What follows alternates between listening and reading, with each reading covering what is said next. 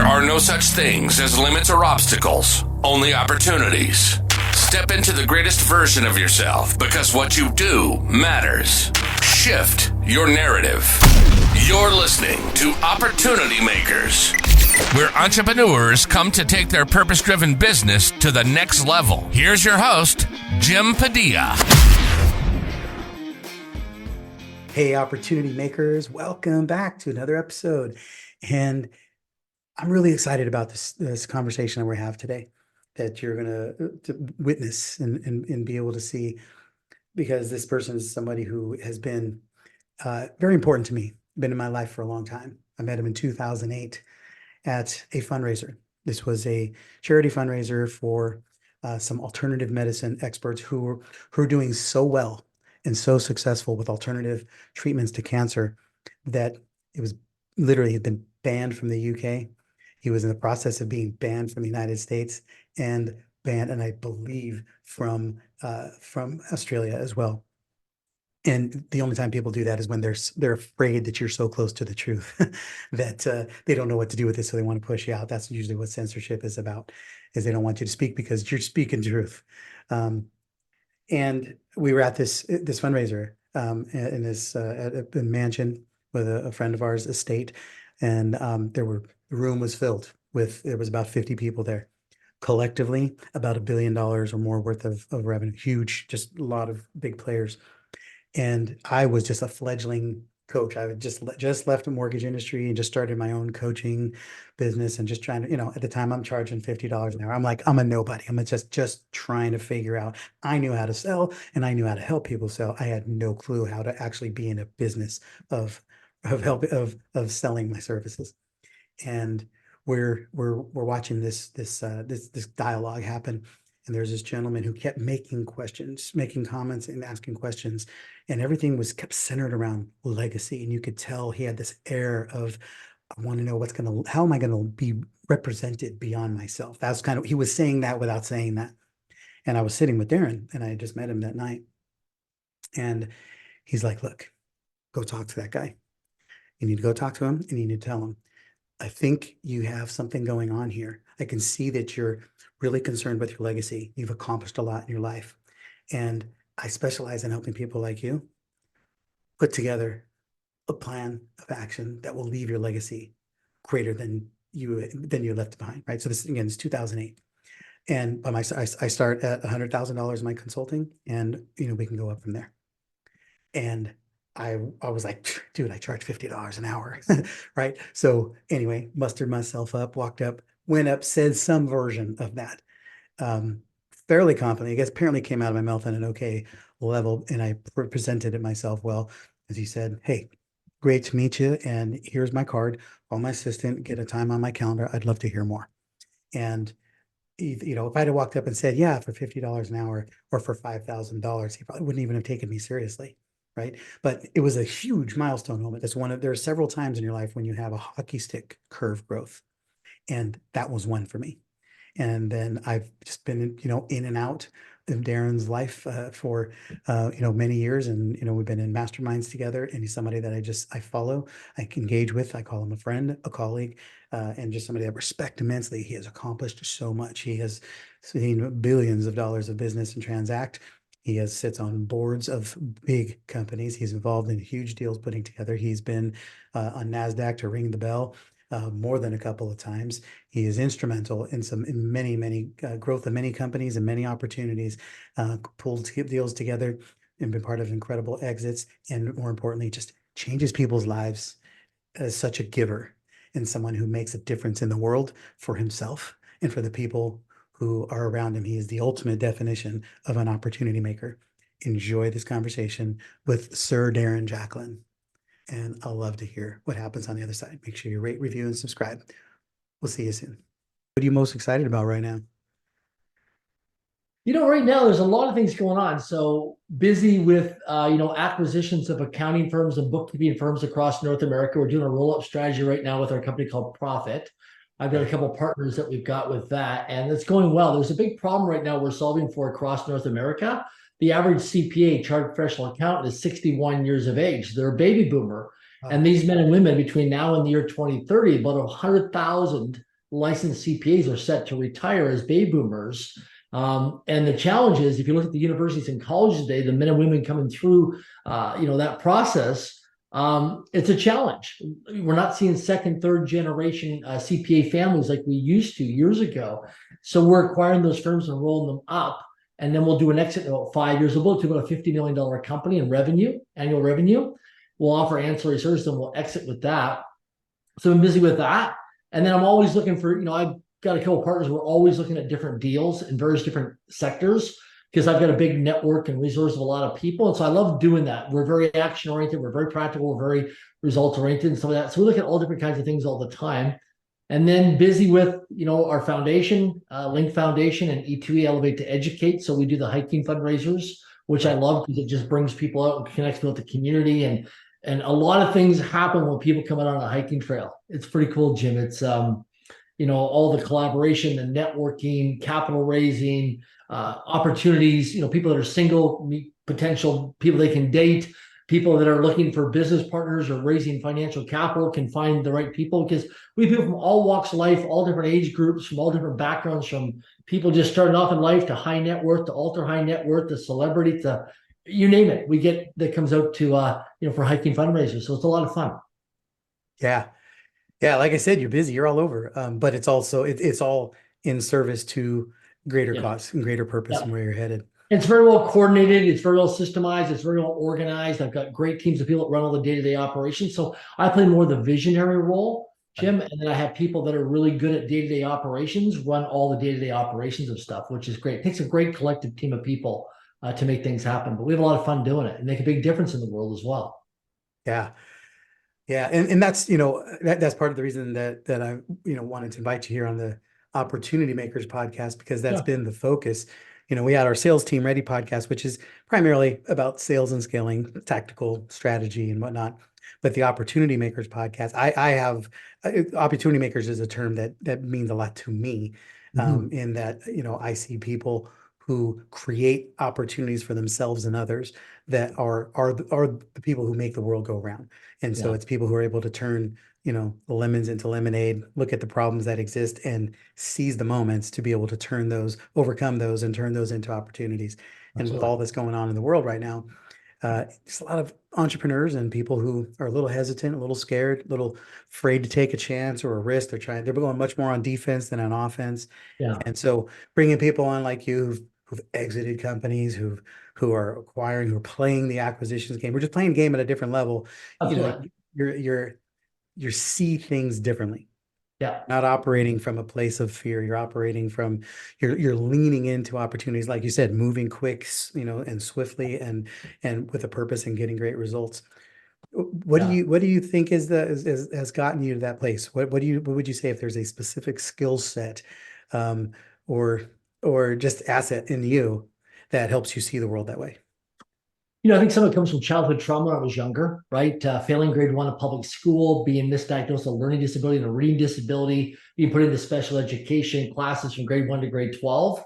It was a survival mechanism for me to survive. And so when I was 7 years old, I created my first company called Rent-A-Kid. I'd go out and cut grass, shovel snow in the wintertime, deliver newspapers 6 days a week. But I realized when I was a kid that, as human beings, all we are, Jim, is a network of conversations. Like you and I are having a conversation right now. You'll be out at the grocery store, at the gas station. It's a network of conversations. And opportunities live inside of a network of conversations. And so when I get people who call me or text me or email me, or I'm at an event and people are like, yeah, I'm a realtor, I'm a mortgage broker, man, it's so tough to market. Listen, people are always buying, selling, and investing in real estate. No matter what the state of the economy or the market is, we're dealing with human beings that have life issues. There's things going on. People are getting married, they're getting divorced, they're newborns, people are dying away. There's always events going on in people's lives, right? People are either coming from a problem, we're in a problem, or we're heading towards a problem. And that's what happens over a 7-day week with people, is we're coming from a problem, in a problem, we're heading towards a problem. So what I find is that, in life, we don't have money problems in life, we have thinking problems in life. There's no lack of financial resources on this planet. The key thing is find a way to solve a problem. So what I've learned from, making mistakes and screwing up in the past is that when I would see somebody that was successful, my mindset was, what can I get from that person? How can I pitch and sell that person? And it was transactional, not relational. And then what I learned of after I got beaten up a few times in business financially broke and not know where the next dollar is going to come from and just desperate, right? And when the student's ready, the teachers appear. Well, I'm blessed to have some phenomenal mentors show up my life. And like, Darren, you need to stop pitching and selling and start educating and informing. When you're dealing with a high net worth or ultra high net worth investor, that man or woman who's sitting across from you on the other side of the table or a computer screen, they have more history and experience than you because they're in a different position than you are, right? So you need to listen and ask questions and educate them and inform them. That was a major turning point in my life, was to stop pitching and selling and start educating and informing, listen and asking questions. So a lot of times, you would go to these live events or virtual events today, and you can always tell we're getting close towards the end of the month and people got commission breath, right? They're trying to pitch and sell, to close deals, to hustle and grind. And listen, I've been there many times in my 20s and 30s.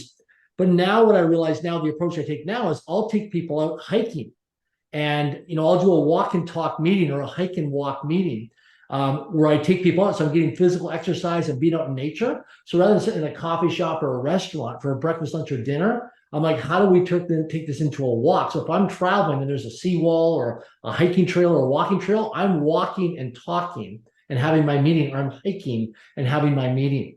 So I'm getting physical exercise at the same time. And you learn a lot from my experience when you take somebody out in nature and they're out in the wildlife, out in the nature, out in the wildlife. People say to me, "Oh my gosh, is there wild animals out here?" Well, sure. And so then you see people's fears, doubts, worries, insecurities. And I find that you build an authentic and vulnerable relationship with people, because when people are out there, you and I can go play pickleball or golf or tennis, and it's great. But when I take you out into the wildlife, in the wild, nature there, it's a different experience when you're out there in the nature and you realize that, oh my gosh, things can happen. So to me, it's about authentic and vulnerable relationships where people get to know me, like me, and trust me, but also creating long-term. I'm in for the long term, not short term. So I'm more relational versus transactional. My earlier days, I was more transactional, but now I'm more relational. Yeah. Yeah. I like that. I'm definitely, much more prone to relationship and long-term. I don't like to do transactional drive-by, opportunities with people. Yeah. I like to do business with people that I'm going to know for a long time. And I wouldn't have known that you and I were going to be, so connected for so many years, but in the intro, I'll talked about, how we met, and at that fundraiser when I've shared that story a few times in other environments, but and even in that, I mean, there was nothing in it for you. You were just pointing me in some wisdom, game-changing opportunity for me. It was literally one of the benchmarks and the milestones on my career that that represented a bit of a hockey stick growth in me. And so absolutely. It's just been nice to be able to stay connected with you. For gosh, it's been 15 years now. 15 years, yeah, at least, yeah. So as you're, I know, your partners and the things that you're doing, you're also one of the people, you've got to ring the bell on NASDAQ, and those are more like milestones. Yes. But what's the journey when people look at, people are listening and they're going, okay, well, you've made millions, you've been involved in billions, you're doing all these things. Once you get going, it's easier to keep going. But what about the journey to getting there? People, what are the things that you would recommend people need to think about if they want to be an exponential opportunity creator, Key thing is to look at what you do during the waking hours of your day and deconstruct that. So what I realized as I reflect, I'm 51 years of age now, and I reflect on my life of how I was in my teenage years, my 20s, my 30s, my 40s, and on the come up, I had my peaks and valleys throughout my life. What I go back to in terms of what were my daily habits, what were my daily routines, what were my systems, my processes, and the structure. And so I'll be more practical in terms of more specific versus general. I always share with people, if it's not structured into your calendar, there's no evidence that exists in your life. So a lot of times people have all these grandiose goals and dreams and things that they want to achieve personally in their lives. But so for example, people say, I want to release 20 pounds. Well, if I open up your phone and I look at your calendar over the next 7 days, what do you have structured in your calendar is physical exercises. What are you doing in terms of, cardio, weight training, hiking, aerobics, yoga, Pilates? What are you doing that your life will demonstrate that you're actually committed to that? Or somebody says to me, I want to become financially successful and create generational wealth. Well, how many workshops are you attending on generational wealth? What books are you reading, podcasts you're listening to? What courses are you taking? Who are you masterminding with? Who are you collaborating with? Who are you having breakfast, lunches, and dinners with? So that you're in that ecosystem that your life will demonstrate it. And so that's a key thing, is if it's not structured in your account, it doesn't exist in your life. It's a big, big thing. I think another thing is too, is I used to do everything by myself, right? I could outwork people. I'd get up earlier, go to bed later. I could grind, I could hustle. But what I realized was I was working hard, but not working smart. And like, I have over 7,000 written goals for my life now. That's taken me years to accumulate all those goals. I'm always checking off and adding more goals daily. Okay. But what I've realized, and I talk about this in my book, Until I Become, most of our goals and dreams do not require our actions. And when I say that to people, it's like a light bulb moment goes off in people's minds, that most of your goals and dreams do not require your actions. Most of your goals and dreams do not require your actions. You're like, what do you mean by that? It's all about creating teams of people and teamwork. So when I started, I had no money. So what I did is I went to colleges, universities, and high schools where I live, and I went and spoke to people in person. I said, listen, you have students here that need working experience, they need practicum, they need mentorship, guidance, coaching. I have a small business that I'm getting off the ground. It's a startup, and I need people to help me in terms of human resources. And I'm willing to coach and mentor these people and give them some practical, in the trenches, on the court experience. And so they would come and volunteer their hours of time with me during the semester in exchange for a letter to use for a resume or CV, or to use for a job interview, or to help them get their degree or diploma in college, university, or complete high school. And so with technology today, is that we're in a situation where, we've got artificial intelligence, we've got virtual assistants, you can use work experience programs. There's so many different tracks that we can go down where you can get human resources to people to work with you today, whether it's using AI or technology or people to actually help you to facilitate to achieve your goals and dreams. Yeah. And sometimes though, I think what I see a lot in people is that the biggest challenge is not what to find, it's which one. For sure. Right. Yeah. Because like you said, that kind of assistance is more readily available than it's ever been.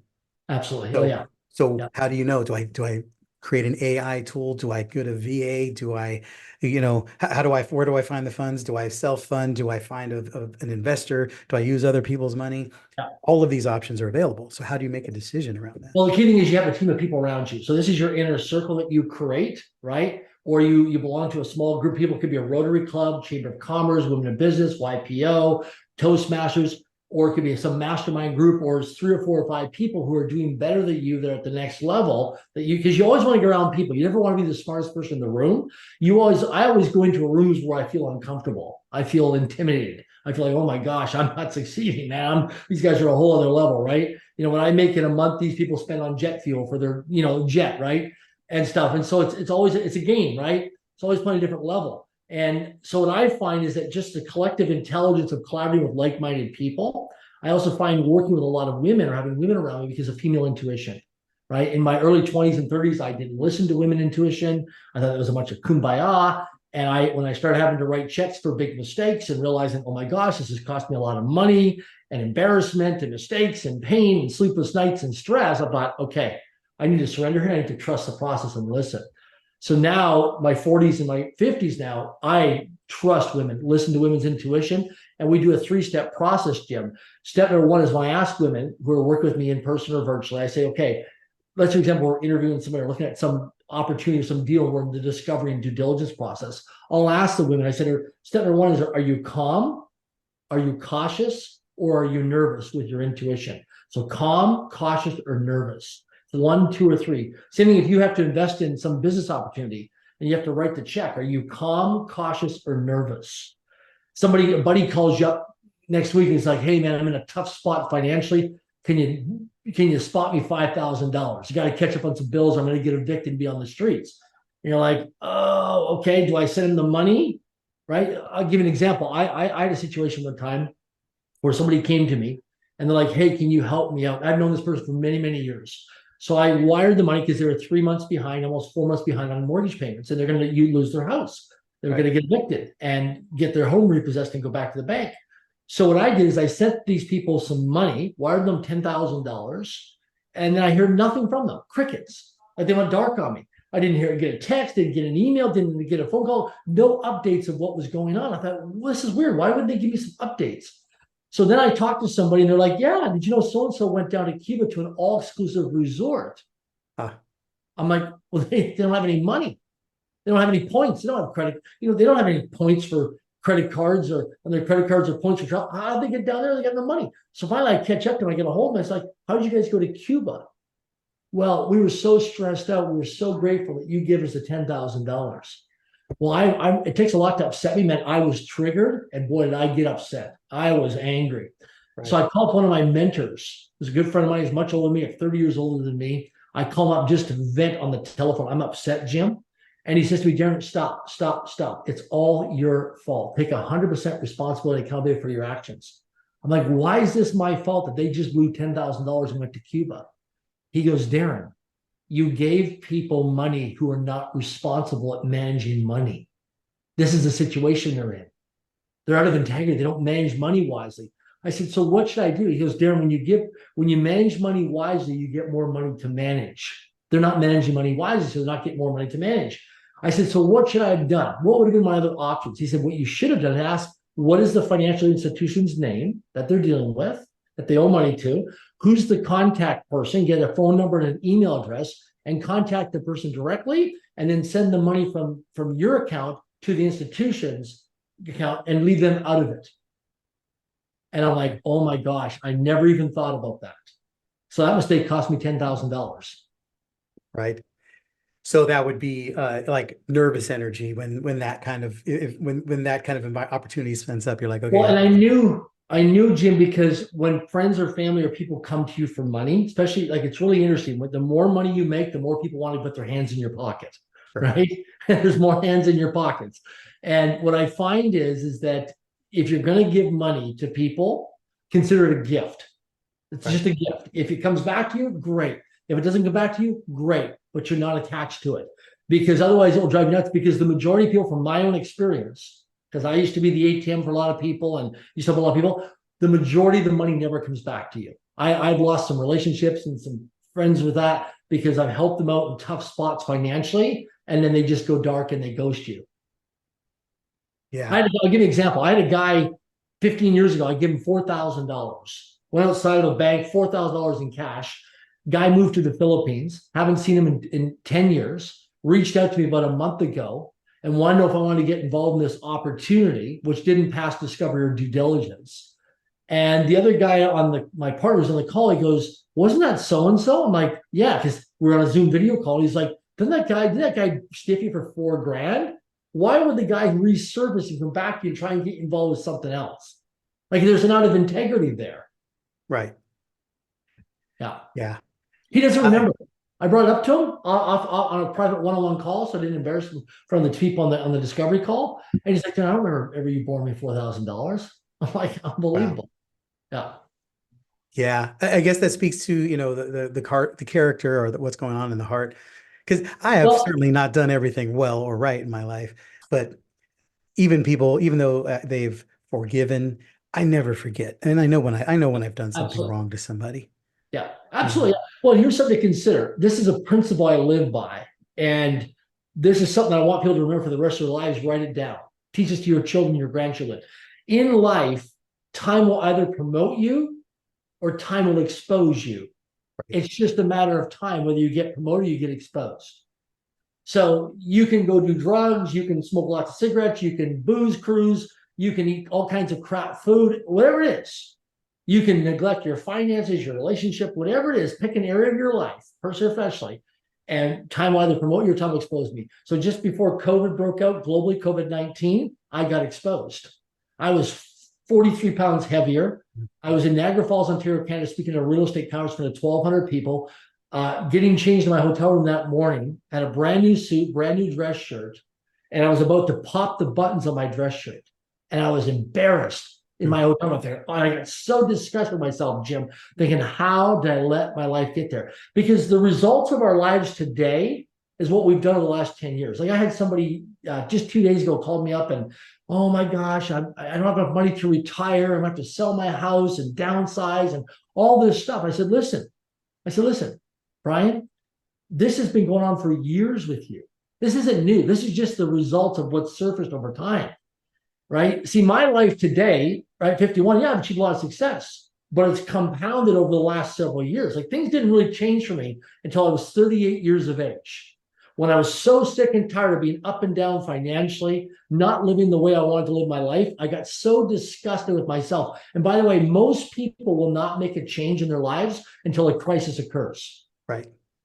Right? A crisis has to occur in people's lives for the majority of people to make a change. Well, 38, I had a crisis occur in my life. I was sick and tired of being sick and tired of being flat broke all the time and being living the way I live. And I got so disgusted with myself. And what happens is you got to get disgusted with yourself. You got to say enough is enough and draw a line in the sand that you don't want to live your life this way anymore.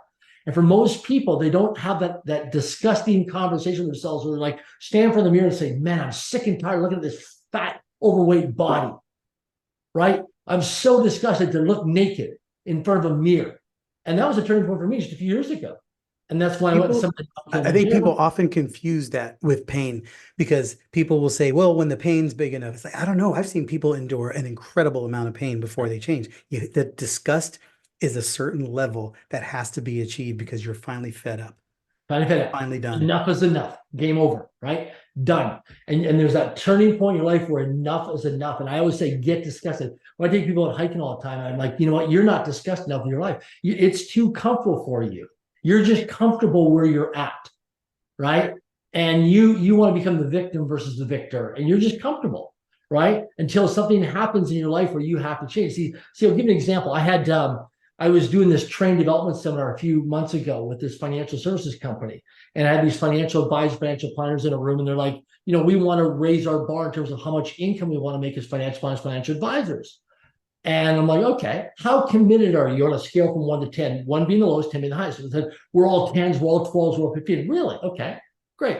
Let me ask you in the group, are you a homeowner? Do you rent? Are you a homeowner? Do you own your car? Okay, good. Here's the thing. I'm going to have every one of you in this room that's a homeowner sign over your home to me. Everyone that is a renter, if you have a vehicle, you're going to sign over your automobile to me. If you don't achieve your target by this specific measurable actionable date, I now take possession of your home or your automobile as collateral. And be like, well, what do you mean? You come take the keys to my home? Yeah. You see, now you've got some skin in the game. Now you're all in, do or die. Like when I in my 20s, I was flat broke financially, eat my next meal out of a garbage dumpster, living homeless on the streets, collecting welfare. I had a period of my life where it was really dark for me, really depressed, suicidal, eat my next meal out of a garbage dumpster. And I got a job as a telemarketer making 400 cold calls a day, 2,000 cold calls a week.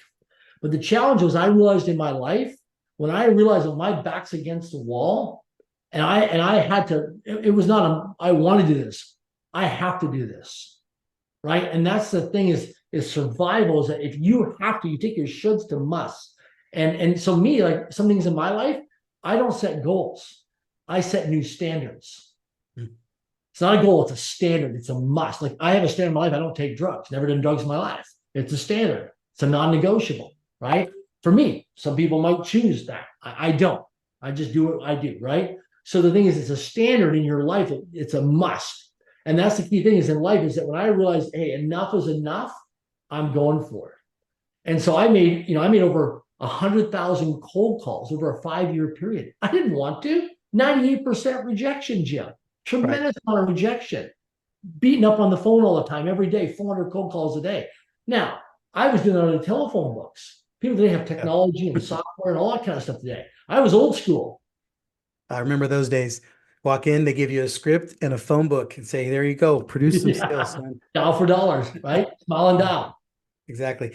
Well, you know, you've been doing some things that have been pretty awesome of late. I know you had a big milestone event with your climb, and I would love to not share what you did, but also how does that showing up in other areas of your life as an entrepreneur, just as a man, as a human, how has that elevated how you show up in the world?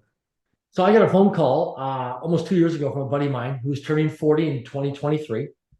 And he says, hey, I'm going to be 40 years of age in 2023. I want you to come climb Mount Kilimanjaro with me. I said, absolutely not. And he's like, what do you mean? I said, I'm 100% out. No, why would you even call me and have this conversation with me? I don't have the DNA. I'm not wired that way. I'm not athletic that way. And he goes, Darren, those are all excuses. He goes, you're an overachiever in business and finance. He goes, you can train for this. So I trained for a year. And so I put myself in high performance peak shape as an athlete. And I now identify myself as a new standard as an athlete.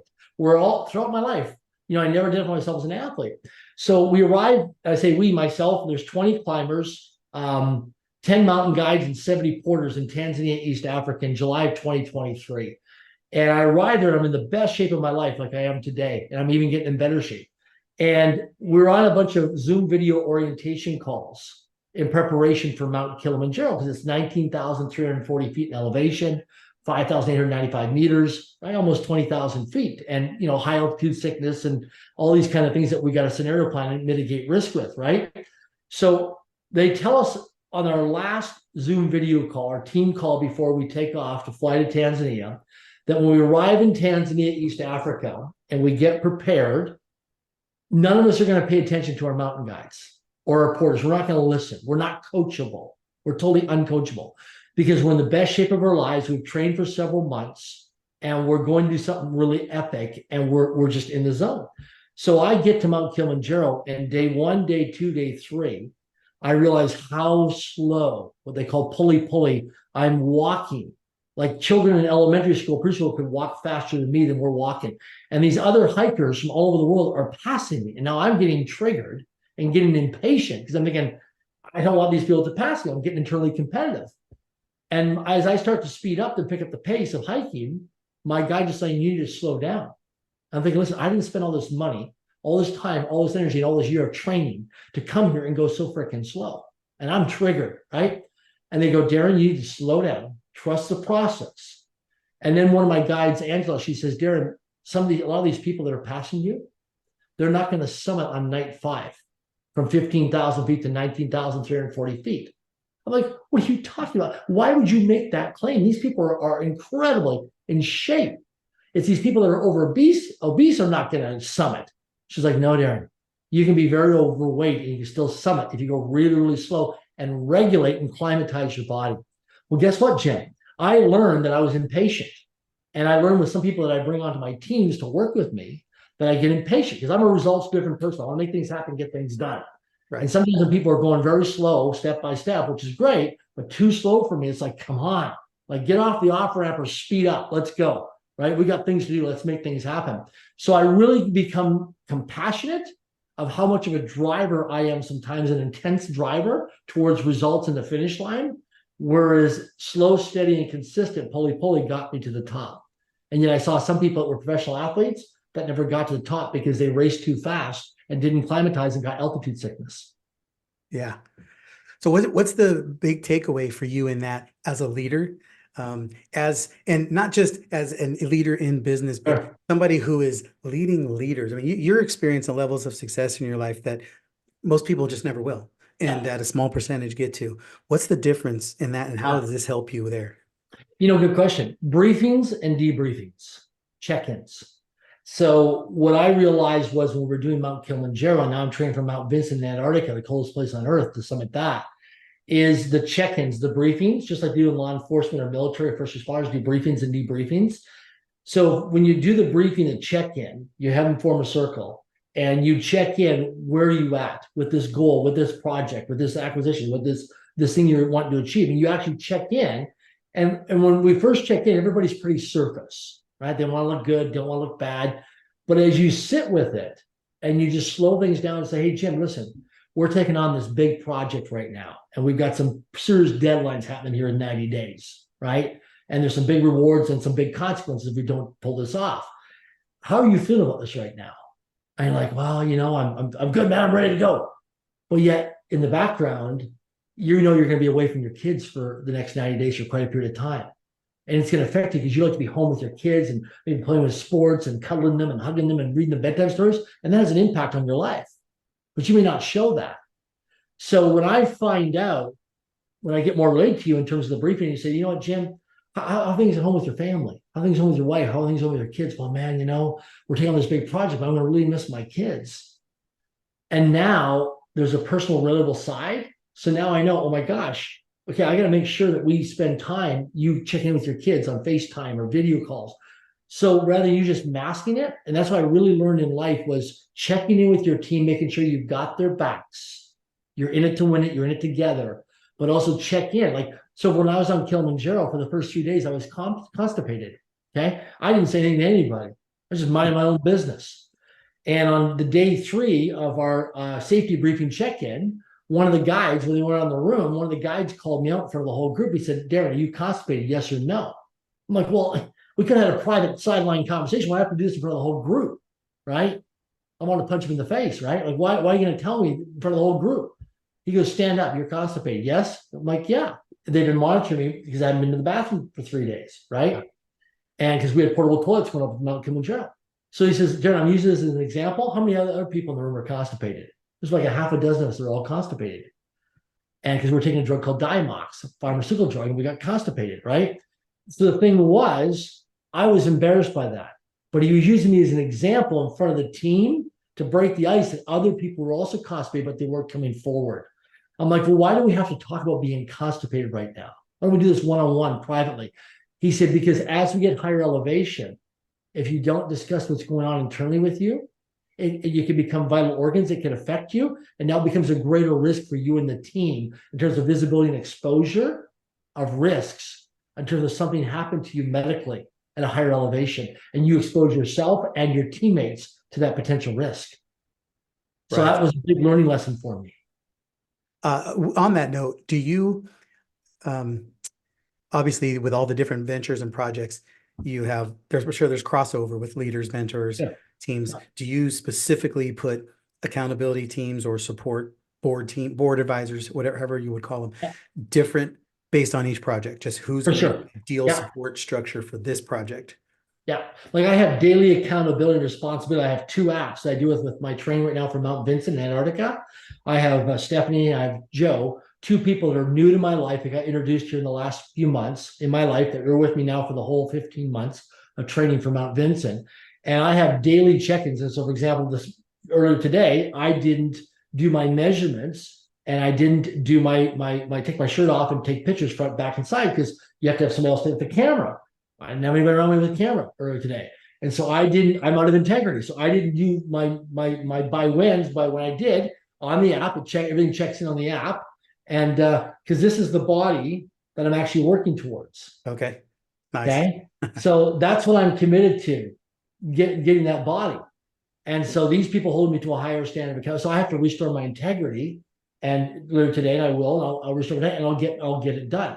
So it makes me uncomfortable all the time. It's like, oh my gosh, why are they on me? Well, because I gave my word that I wanted to have this body in 15 months. And that's what I'm working towards. So for the people that are listening here that are sold out to the exponential version of themselves, like that body is an exponential version of you that you are striving for. Totally reinventing myself to get that body too. So for the people who are sold out to that, there's people who are listening who are hoping, and that's great. God bless them. But there's another group of people here that really want it, but they're just the know-how is really the challenge. Yeah. What would you say now that you've been up the mountain on many of these journeys? You've experienced a great amount of success in the last couple of decades. Been very blessed, man, and you've blessed so many others. What's the key? What do you say? What's your wisdom to the people that know they're ready for that? They're on the edge of their breakthroughs. They just are still trying to figure out the how.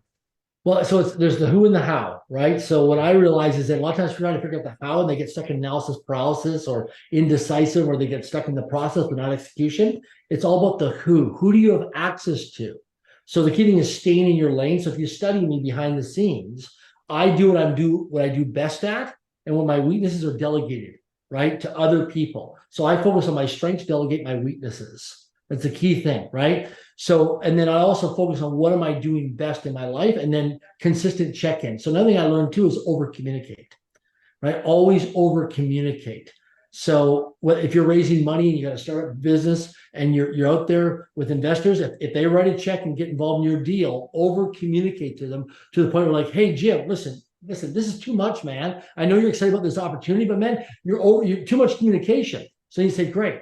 What would work for you? Monthly, quarterly, semi-annually, or yearly? And let them choose. every 6 months, just check in with me, give me an update, give me a status update. So that way you manage the expectations. Another thing is integrity. So when I first got started in my life, I didn't have any integrity. Then I had selective integrity based on who I was interacting with and what I could get from you. My 20s and my 30s, I would have high levels of accountability and integrity. Today, I've realized in my life that without integrity, nothing works.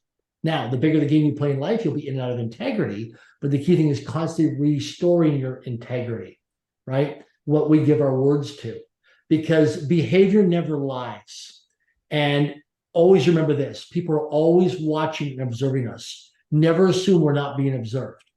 Okay. So I see people all the time as I'm traveling out there, and I see people, I was with a guy the other day who's I won't mention his name, but he's very visible, very high profile on social media about mergers and acquisitions. And behind the scenes, the guy's just selling coaching programs and courses. The guy's made all of his money on selling information, but the guy doesn't eat his own dog food. He doesn't even do mergers and acquisitions. Right. But he sells it, plays this big grandiose game, does great videos, sells all this rah-rah, all this sizzle. But behind the scenes, I don't even know if the guy knows how to put together an acquisition and do it. But he's done a lot of stuff through artificial intelligence and research and hiring VAs to collect all the information, to put together course information on how to do all this stuff. But he has no portfolio of mergers and acquisitions. And people think he's genius on social media because he runs great ads. To me, it's out of integrity. Right. Yeah, it definitely, you got to be careful of the words, what you give your words to. That's something I've learned over the years, because I used to be really big people pleaser. And so I would say, yeah, I meant, yeah, because I wanted to try to get it done. But then I recognized I just didn't have the time or the bandwidth to get it done. And so I gave it my, what I could, but it wasn't my best. Sure. And I've met people, Jim, who can really impress us. Like they're so smart, they're educated, they talk all this grandiose things, but there's no follow through, there's no execution. But you sit around and you think, oh my gosh. And then you start to realize that every time you get together, they're talking about these big visions and goals and audacious dreams, but there's no follow through. There's no consistency. There's a lot of talk, but they're not moving their feet. And a lot of people buy into that because, oh my gosh, did you meet so-and-so? Yeah. I had somebody call me the other day and said, hey, I'm looking at doing a deal with so-and-so. What do you think? And I said, listen, I've known the person for 23 years. You're wasting your time. You're wasting your energy. Why? I said, for 23 years, I've never seen this person ever close a deal, never get to the finish line. But I tell you, impresses people. He'll take you for lunch and dinner and impress you. And I said, his credit cards have been maxed out a number of times. I've been with him over the 23 years. And then every once in a while, he'll raise some money. And, I saw some people here earlier this year. I went to an investment event, people raising money. And they collected all this money, and then went and bought brand new automobiles. And I'm thinking, wait a second here. You just went and bought brand new automobiles with investors' money in a startup venture? Are you kidding me? Right? You don't do stuff like that. You got to be very disciplined with people's money. Right. Yeah. Well, before we close up here, I kind of opened with a thought around the calendar, right? Yeah. Your calendar has to be set up to be able to help you achieve your goals. I actually just did a video on that just yesterday, saying that if you have a specific goal, whether it's health, financial, whatever, your calendar at the bare minimum should support enough activity to at least achieve that. If you don't have that, you have no chance of achieving it anyway. Absolutely. Right. But then the other part of that is here too, is like, as you're setting these goals and you're moving to people, it's like you want to make sure that you are moving through time in a way that honors the integrity. Too many times we put stuff on our calendar that we never do. I color code. That's my calendar. I color code everything. Yeah. I live by everything. It's all color coded, right? And my team has access to my calendar, so they know what I'm scheduling, all that stuff. But that's my calendar. I structure everything with color coded. It means different things, so I can look at it. But if it's not in your calendar, it does not exist in your life. So people always tell me, Darren, I want to make more money. I want to sell more real estate, sell more mortgages, do more insurance closes. Okay, great. Where have you scheduled revenue generating activities? Where are you following up? Where are you doing income producing activities? Right? Where are you actually doing the activities and the actions to make things happen?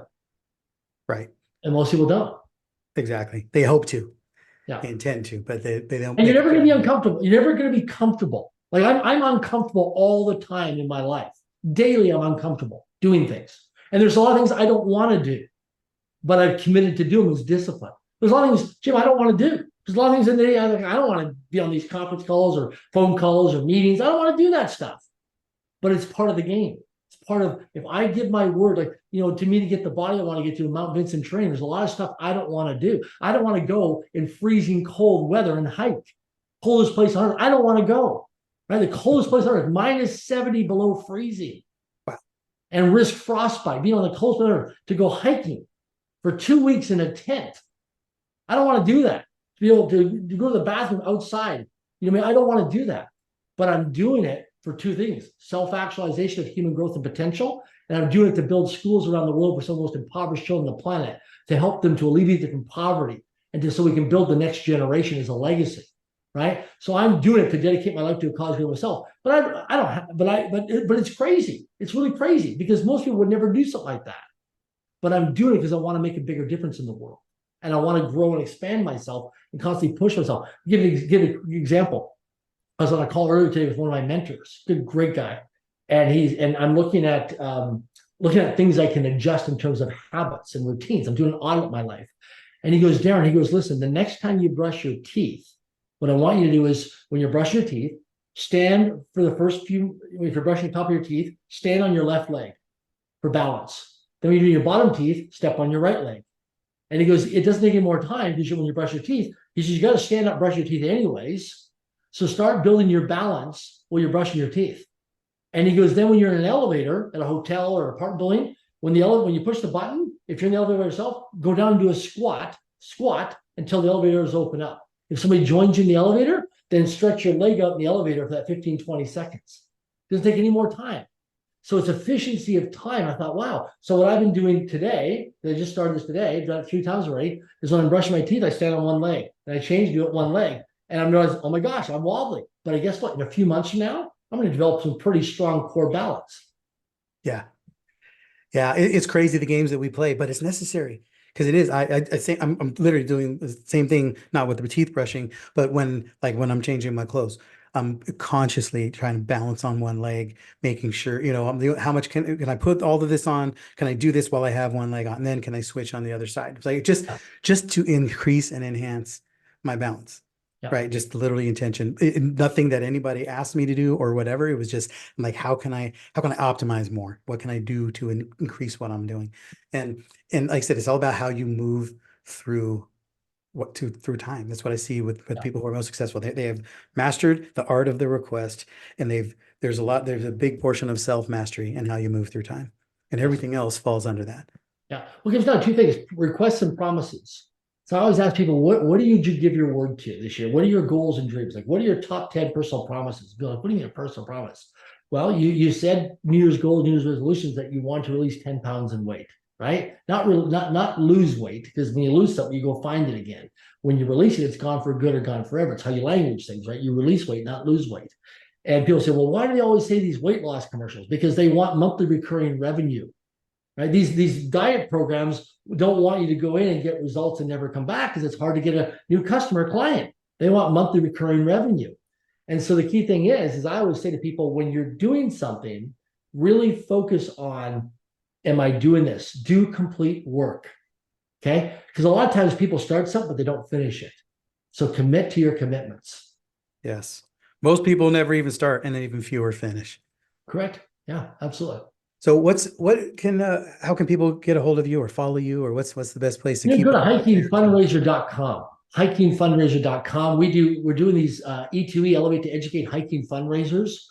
If you want to be in a great community, a great vibe, a great tribe, what we do is people come out, they register for a hike. We do hikes that are coming towards family friendly, people from all walks of life, and we do them all over. And if you just go to hikingfundraiser.com, and then people get a chance, they'll spend time with me, because I'm always there, but you get a chance to be part of an incredible ecosystem and environment.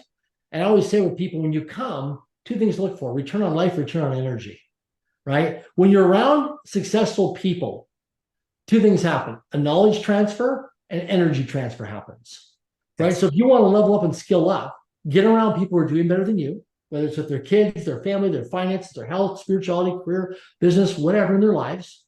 Get around people for the knowledge transfer and the energy transfer. So we created hikingfundraiser.com, which is Elevate to Educate. Every time we do a hiking fundraiser, people come out, we collect the money from hiking registration and from corporate sponsorship. That money gets collected, and then we build a school for some of the most impoverished children around the world. We build them all over the world.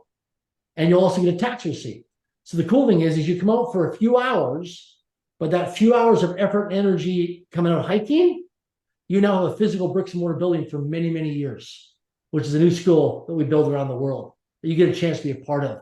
And it's a great conversational piece. And so I like to do things to create memories, create life experiences. So come out, go to hikingfundraiser.com, come join us. We people fly, drive, travel in from all over, and you'll build a kid. If you're single, you'll meet people that can be Mr. Right or the right one, the man or woman. If you're raising money, great group of people. If you want a job or career change, everything you need through a network of conversations is in our environment with Elevate to Educate.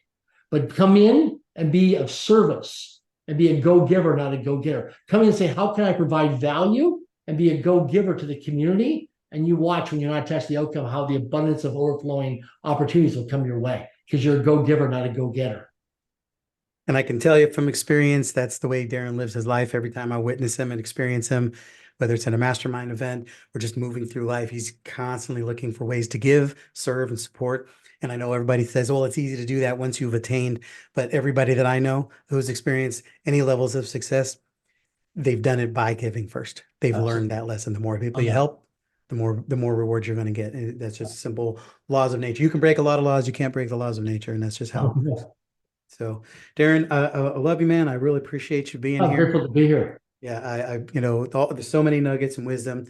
Any final thoughts of encouragement as we're approaching 2024? Key thing is making requests. So the key thing, as I mentioned, your promises and requests is for every question you and I don't ask, the answer is always no. And through a network of conversations, start making requests. Sometimes it's a bold request, an unreasonable request, an outrageous request, a powerful request. But start making requests. And when you make requests to other people, right, it could be for an endorsement, it could be a recommendation, it could be a restaurant, or you're traveling somewhere. Start making requests through a network of conversations because everything gets solved through a network of conversations, and because that's where opportunities are. And when you make requests, people only do one of three things: they'll accept the request, they'll decline the request, or they'll counteroffer the request. So accept, decline, or counteroffer, but start making requests. Like when I go to hotels, I always make a request for a complimentary upgrade. Okay, presidential suite, honeymoon suite, executive floor. No, do I get 100% time? No. When I go to restaurants, I make a request for a complimentary dessert. And do I get 100%? No. But I get 6 or 7 out of 10 times just by making the request. So start making requests in 2024. And you'd be amazed by consistently making requests. The more requests you make, the more opportunities you'll create and the more things that you'll start to happen in your life. It's amazing what happens when you start making requests. Awesome. So you've heard it here, guys. There's so much wisdom in this conversation. Darren is somebody that I respect immensely and can learn tremendous amount from not just from what he says, but from who he's being. Great person to be able to follow. So connect, check it out. Let's all go do a hike together. If I do, go check him out at hikingfundraisers.com, and let's see if we can get together here as the Opportunity Makers tribe and go get on a hike together. That'd be awesome. Yeah. So I'd love to see you on one. Make sure you like and share this with anybody that you see is going to be of benefit and value, and reach out to me and let me know what you thought, what your takeaways are, and what I can do for you, and who else you want to hear, what problems you want solved on the Opportunity Makers podcast. Till then, we know that you could be anywhere on the planet and you chose to be here. So I thank you so much. Always humbled to be part of your success team. So you guys go make it magical, go seize the mountain, make the opportunities happen. Thanks for joining us on this week's episode of Opportunity Makers. Head on over to gaintheedgenow.com to connect with Jim and his team. And remember, there's no such thing as limits or obstacles, only opportunities.